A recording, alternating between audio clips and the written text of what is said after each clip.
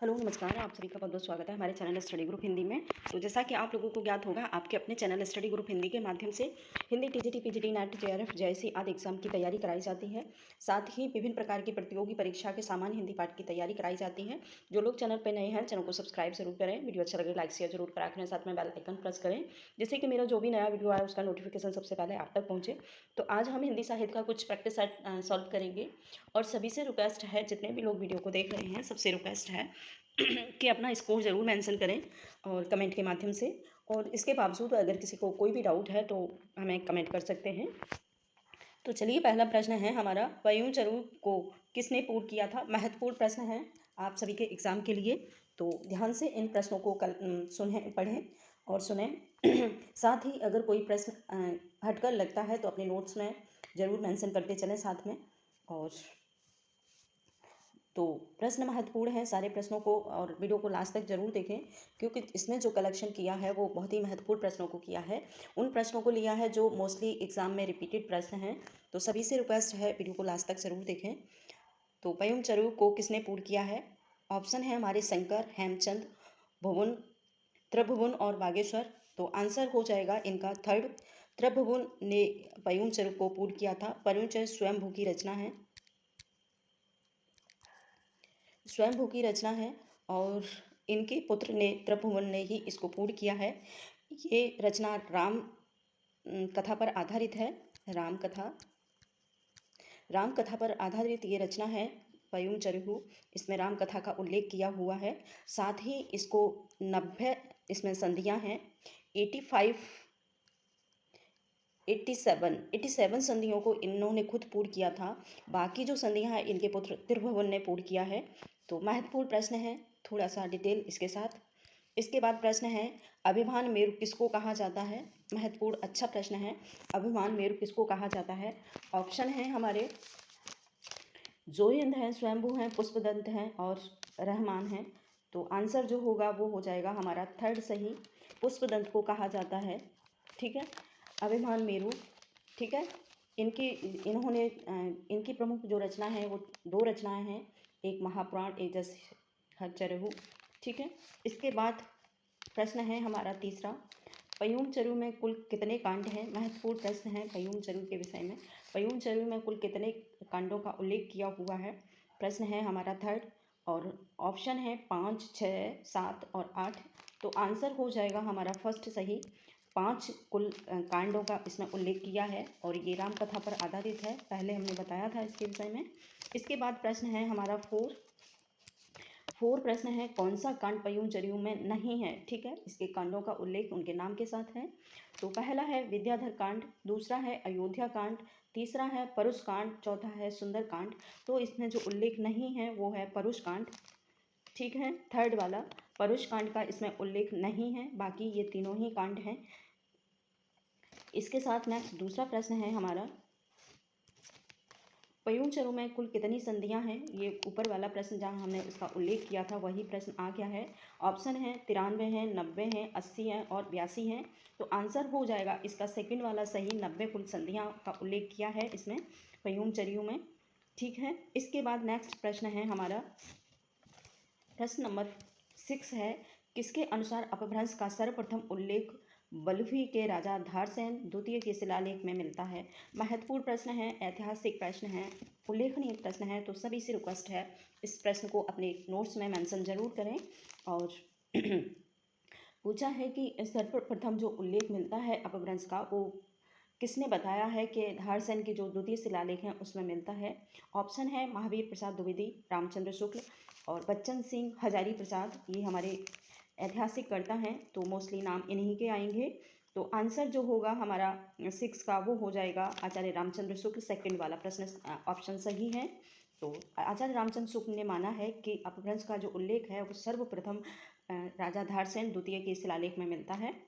इसके बाद प्रश्न नंबर 7 है, निम्नलिखित में से कौन कवि पहले शैव थे लेकिन आश्रयदाताओं के अनुरोध से जैन बन गए थे। महत्वपूर्ण प्रश्न है, कौन से जो कवि हैं वो पहले शैव रहा करते थे, उसके बाद उनके जो आश्रयदाता थे, आश्रयदाता मतलब उनके दरबार के जो कवि थे, उनके कहने पर वो जैन उन्होंने धारण कर लिया था। तो कौन से हैं वो कभी हमें बताना है। ऑप्शन है राम सिंह है, रहमान है, स्वयंभू है और पुष्पदंत है। प्रश्न नंबर हमारा 7 का हो जाएगा 4 सही। पुष्पदंत के लिए ये युक्ति कही जाती है कि पहले वो जैन हुआ करते, वो शैव हुआ करते थे।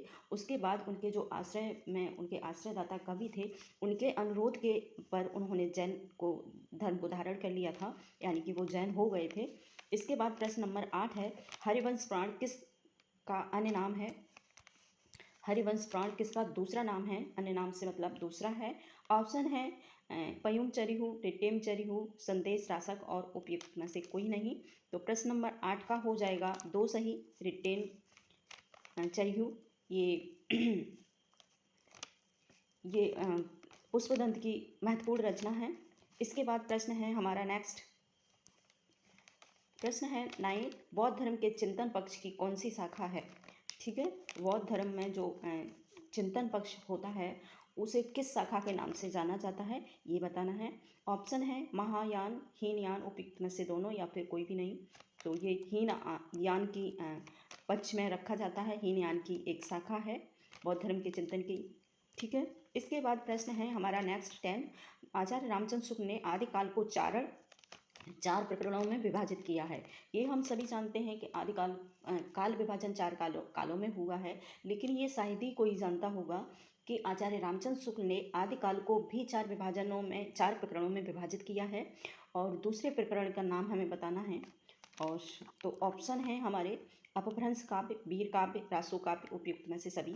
तो आंसर जो हो जाएगा 10 का वो है 1 सही। अपभ्रंश जो दूसरे प्रकरण का नाम है वो अपभ्रंश है। इसके साथ ही एक वीर गाथा काल है, दूसरा है रासो काव्य। ठीक है, इस प्रकार से उन्होंने अपने जो वीर गाथा काल को यानी कि आदिकाल को कुछ नामों से विभाजित किया है। इसके बाद प्रश्न नंबर 11 आता है। प्रश्न नंबर 11 में है, आचार्य रामचंद्र शुक्ल ने तीसरे प्रकरण का नाम क्या रखा है। यहाँ पर दूसरा प्रकरण था अपभ्रंश काल और यहाँ पर तीसरा प्रकरण पूछा है, वो है अपभ्रंश काल, फुटकल काल, वीर गाथा काल और सिद्ध काव्य। तो इसके बाद जो ऑप्शन है वो हो जाएगा 3rd सही, वीर गाथा काल।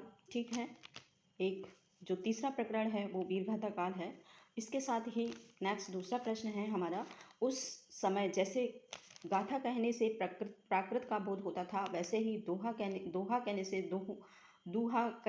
अपभ्रंश, दोहा कहने से अपभ्रंश या प्रचलित काव्य भाषा का उल्लेख मिलता था। ये कथन किसका है, ये हमें बताना है। तो ऑप्शन है नागेंद्र है, सुरेंद्र वर्मा है, रामस्वरूप चतुर्वेदी हैं और आचार्य रामचंद्र शुक्ल हैं। तो प्रश्न का आंसर हो जाएगा 4 सही। महत्वपूर्ण प्रश्न है, एग्जाम के अकॉर्डिंग 2022 के लिए आप लोग स्टार लगा के इसको अपने उसमें मेंशन करें नोट्स में। ठीक है, तो आंसर इसका हो जाएगा 4 सही।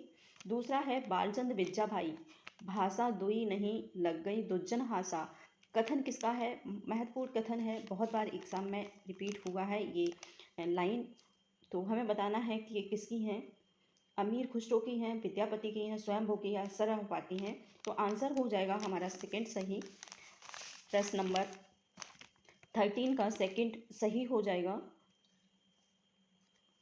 विद्यापति के द्वारा ये कहा गया है, बालचांद बिज्जा भई भाषा दुई गई लज्जन दुज्जन हाशा। ये प्रमुख लाइन है, बहुत बार एग्जाम में इस लाइन को रिपीट किया गया है हिंदी टीजीटी पीजीटी में।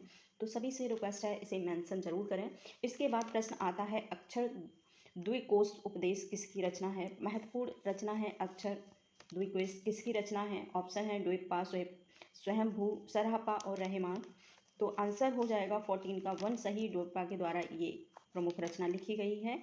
इसके बाद प्रश्न है हमारा, श्रेष्ठता और महत्व के आधार पर किस सिद्ध का प्रथम स्थान है। यानी कि हमें ये बताना है कौन सा जो सिद्ध है सर्वश्रेष्ठ माना गया है। ठीक है, तो आंसर है हमारा श्रेष्ठता के आधार पर सरहप्पा को माना जाता है। ऑप्शन है हमारे सरहप्पा, कडप्पा, सरहप्पा, लोईपा। तो 15 का आंसर हो जाएगा 4 सही, लोईपा को माना गया है। ठीक है, आंसर हमारा हो जाएगा 4 सही, लोईपा। इसके बाद प्रश्न है 16, बौद्धगान दोहा किस भाषा में लिखा गया है। महत्वपूर्ण लाइन है, महत्वपूर्ण प्रश्न है। बौद्धगान दोहा बहुत बार एग्जाम में रिपीट हुआ है प्रश्न। तो बंगाल में है, अपभ्रंश में, हिंदी में, प्राकृत में। तो आंसर हो जाएगा हमारा 16 का 1 सही। ठीक है, वंगला में लिखा हुआ है वोदगान दोहा। इसके बाद प्रश्न है वोदगान दोहा के रचनाकार कौन हैं।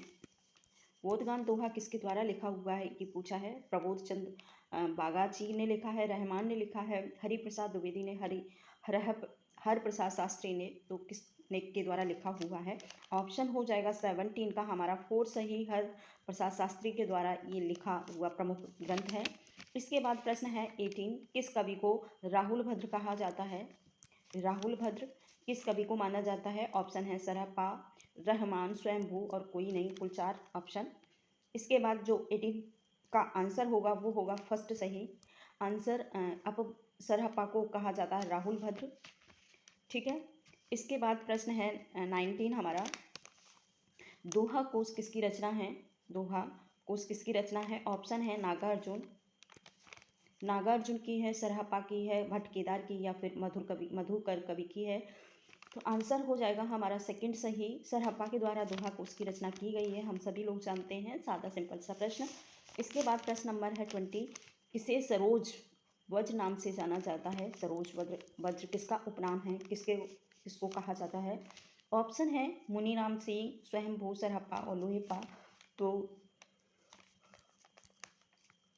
20 का आंसर हो जाएगा 3 सही, सरहप्पा को कहा जाता है सरोज वज्र। ठीक है, इसके बाद प्रश्न है 21, सिद्ध साहित्य में किस रस की प्रधानता है। महत्वपूर्ण प्रश्न है सिद्ध साहित्य के विषय में, और साल लगा के इसे 2022 के लिए मेंशन करें आप सभी लोग, 2022 के लिए मेंशन करें स्टार लगाकर। ठीक है, इसके बाद प्रश्न है, ऑप्शन है हमारा, अच्छा हमने इसका ऑप्शन नहीं बताया है, सिद्ध साहित्य में किस रस की प्रधानता है। ऑप्शन है भयानक, श्रृंगार, वीर और शांत, ये प्रमुख 4 रस हैं। तो आंसर हमारा हो जाएगा लास्ट वाला सही, शांत रस की प्रधानता सिद्ध साहित्य में देखी गई है, और शांत रस को ही इसमें उल्लेख किया गया है। इसके बाद 22 प्रश्न है, जसहिर चरयू के लेखक कौन है। महत्वपूर्ण प्रश्न है, जसहिर चरयू किसने लिखा है। ऑप्शन है पुष्पदंत, स्वयंभू, सरहप्पा, रहमान। तो 22 का जो आंसर है वो हो जाएगा फर्स्ट सही, सरहप्पा के द्वारा लिखा गया है ये प्रमुख ग्रंथ जसहिर चरयू। महत्वपूर्ण रचना है, बहुत बार एग्जाम में आई है। इसके बाद प्रश्न है 29, महापुराण में कितने महापुरुषों के जीवन का चरित्र वर्णन किया हुआ है। महत्वपूर्ण प्रश्न है, इस पर आप लोग स्टार लगाएं और 2022 के लिए इसे मेंशन करें अपनी नोट्स में। ऑप्शन है 60 है, 63 है, 59 है और 72 है। तो टोटल प्रश्न आंसर हो जाएगा इसका थर्ड सही, 59 महाराजाओं के महापुरुषों का जीवन चरित्र का वर्णन किया गया है इसमें महापुराण में, इसीलिए इसे महापुराण के नाम से जाना जाता है, क्योंकि महापुरुषों के जीवन चरित्र पर लिखा हुआ है, उनके जीवन चरित्र का उल्लेख है इसमें, इसीलिए इसका नाम महापुराण पड़ा है। प्रश्न नंबर है 24, सांकेतिक अर्थ रखने के कारण इनकी वाणियों की भाषा को संध्या भाषा माना गया है।